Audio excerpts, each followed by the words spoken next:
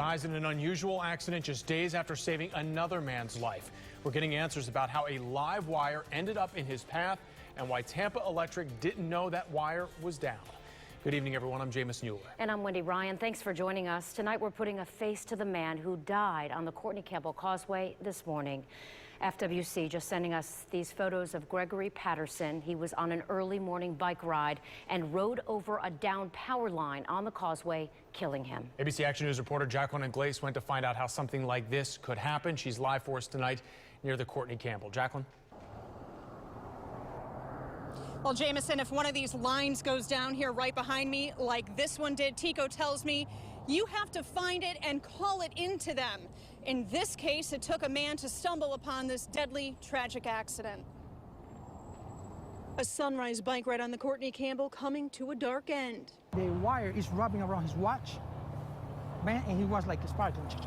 George Casals could not do much to help a fellow cyclist. I have 911 on my phone, calling, hey man, it's burning, this guy's burning. They say, stay away from there and don't even touch it. A downed power line believed to have fallen in the overnight storms, just too dangerous to get near. This is a primary power line, and the voltage of that phase was 7,620 volts. This particular line powers streetlights on the causeway. Tico admits it had reports of the streetlights out around 2 a.m.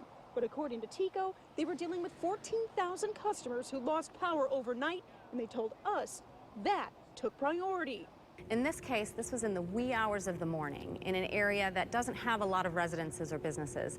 The outage on that area only affected the streetlights. Tico says they only found out a power line was involved when Casales found the body of 47-year-old Gregory Patterson tangled in the live wire shortly before 7 this morning. They say crews rushed over, making it to the Courtney Campbell just 15 minutes after they heard. It's such a horrible tragedy. Given the time of the morning and the lights being out, it's likely Patterson didn't see the wire until it was too late. I have never seen that in my life. Now you can see there's no sensor here or any other alerting system in place to notify Tico officials a line is down. Again, they rely on you to call it in, and if you do, that is when it takes highest priority.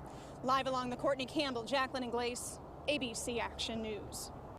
Jacqueline, thank you. Going in depth now on Greg Patterson. Tampa police officers tell us he saved another person's life just days before losing his own. This Saturday, we're told Patterson jumped into the water off the Gandy Bridge to save someone struggling in the water. That victim and 2 other people were riding on a jet ski that capsized. They're all now okay. Tampa police was going to nominate him for an award because of his heroic efforts. Patterson's fellow Fish and Wildlife officers say he will be missed. We all spend a lot of time together during work and after work, and our families, most of our families know each other very well, and it's a loss that's going to hit home and for a lot of our officers. Patterson was previously recognized for his service. He received a life-saving award in 2014. He served with the FWC since 2011. Tonight, a